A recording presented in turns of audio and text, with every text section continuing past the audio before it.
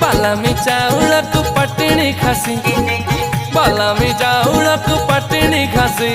तुझिया दक्षिणी मु टोकाटा देसी बालामी चाउळकु पटणी खासी तुझिया दक्षिणी